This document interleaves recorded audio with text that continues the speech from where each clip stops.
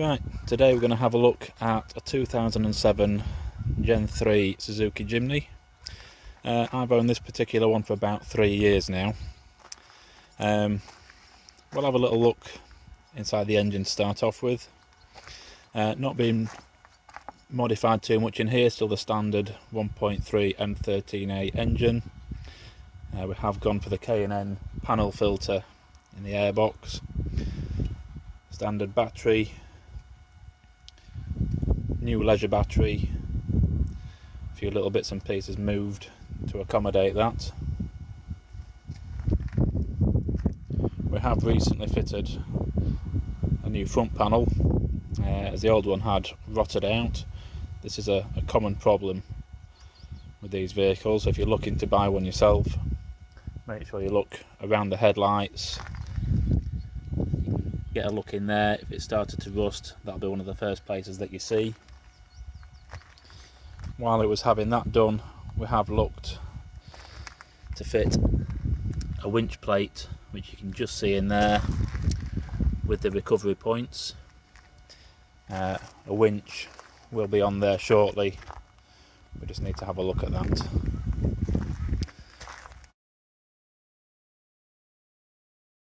Moving round, as you can see, we have got the Snorkel fitted.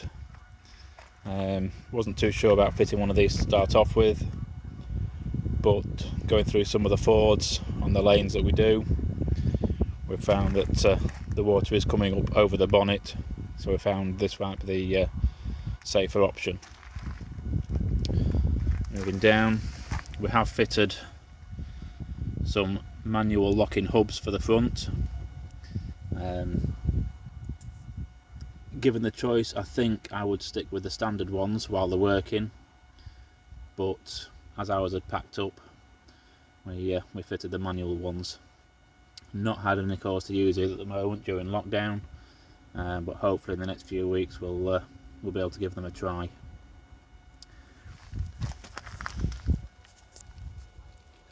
We have got a steering damper fitted. We put the 2-inch lift on the vehicle. We were getting a little bit of shake, sometimes known as the death wobble. That has cured it a little bit. While I'm here, we are running the 195 8015 Insa Turbo Dakars. Don't seem to be too bad a tyre. These haven't done that many miles. I'd say about 10,000, mainly on the road. Still decent tread, but unfortunately we are getting some cracking in between the tread blocks, which I wouldn't have expected from these. I've mentioned the lift.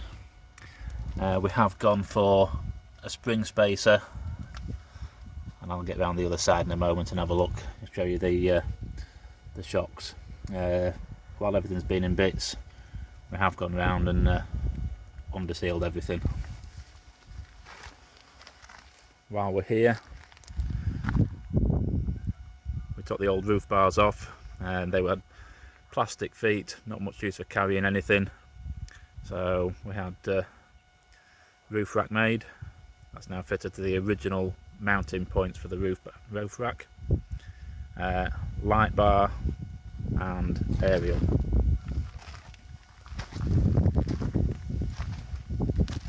Around the back, not much different. Have fitted some work lights to the rear. These are connected separately to the leisure battery, so when the car's turned off we can use these when we go camping. And that is our homemade awning. If you want to have a look at that, then you can click on the website, the link's below, and that'll show you how we made that. Obviously the back is exactly the same.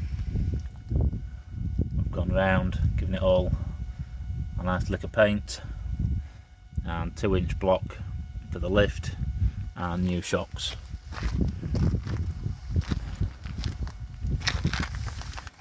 There you can see these are Vitmod's shock absorbers.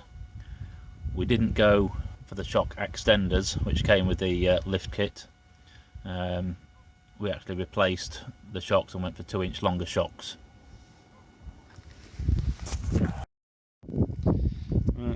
On the inside, fairly standard, not done much for the interior at all. Still got the standard seats. To be fair, these are not the most comfortable. I know a lot of people have gone for the Suzuki Ignis Recaro seats, which I believe are a lot better. At the minute, no plans for changing these. Will at a later date, but not something I can look at the moment.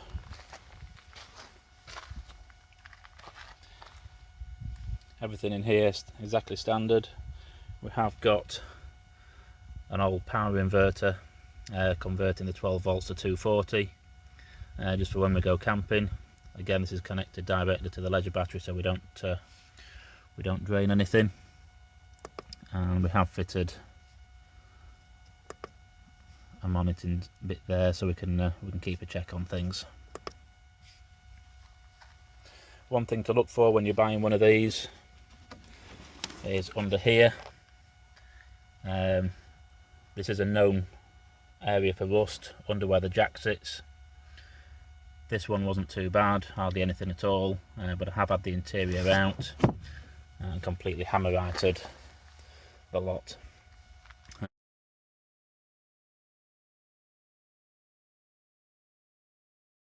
Again, fitted a light in the back here for camping, just so we can see what we're doing on an evening. And we've also fitted a little table.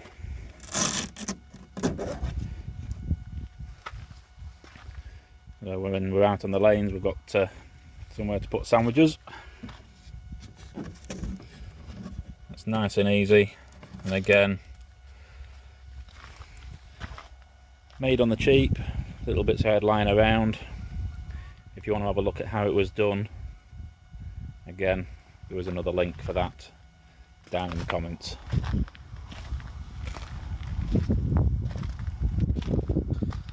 A few of you may be wondering what this is. This is my knee protector. Obviously out on the lanes, I'm 6'1", quite long legs, and to be fair, my knee gets sore banging on there all the time.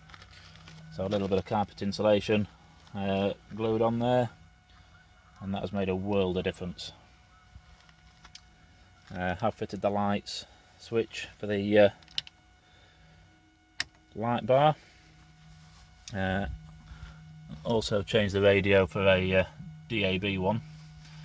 If I'm perfectly honest, the radio is better, but the DAB not so good.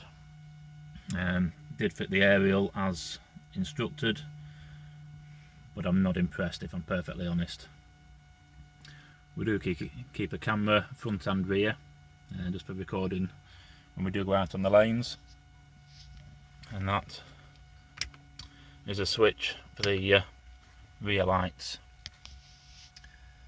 and also a small CB. Not had much chance to use this again at the moment, so I wouldn't want to say whether it's any good, but this was a recommended one from somebody else that we go out on the lanes with. And we also have another power supply in the rear, 12 volt with USB. Again, this is connected directly to the leisure battery, so we can use it when we're out camping. Quickly before I forget, just in case you hadn't noticed, we have moved the indicators and the wipers to the correct side of the vehicle. As a quick review of the vehicle, if you're looking to buy one, make sure you consider what it is that you're after. If you decided you definitely want one of these, again, look around the headlights for rust, look in the boot area for rust. These things are horrendous. When they're new, there's no undersealing done, absolutely nothing at all. Even if you go and look at Gen 4 now, look underneath, they're starting to rust already. These particular ones have been around for a lot of years, so it'll depend how they've been looked after and what they've been used for. I'm only the second owner for this one. It only done low 50,000 when I bought it, and I think I paid over the odds for something I thought was a nice one, and it turned out to be a bit of a rotter underneath, same as all the others. So if you're looking, keep your eye open, use a bit of common sense, get underneath. They're not as nice as they look on the outside. This one has had quite a bit of time and money spent on it, so I know this one's solid, so I'll be keeping this one for a little while now. But again, the on-road manners are crap. It's about as good as I can tell them. Off-road, absolutely great. Go anywhere, point and shoot, not a problem at all. They will take a bit of abuse, but if you're mainly doing road driving, go and get something else. These are absolutely horrendous on the road. Don't let anybody else tell you otherwise. There are much better cars, there are much better little 4x4s. If what you mainly do is road use and you're not really bothered about going off-road, forget these altogether. We had a little Terios before this, little 1300 5-door, much better road manners, a little bit nippier I think to drive, more spacious inside but still not a big car, and we still managed to use it for laning. We have got some video clips of that on the channel as well, but like I say, if you're dead set on getting one of these, just be careful and have a proper look round. If you go onto the bigjimny.com website, there is a link on there that'll give you like a buyer's guide. Otherwise, not much else I can say about this. They're not very quick, they're noisy, they're just generally terrible. But if you're using them for what they are designed for, then they're absolutely spot on. So there you are, this is mine, and I hope you've enjoyed having a little look round. Cheers.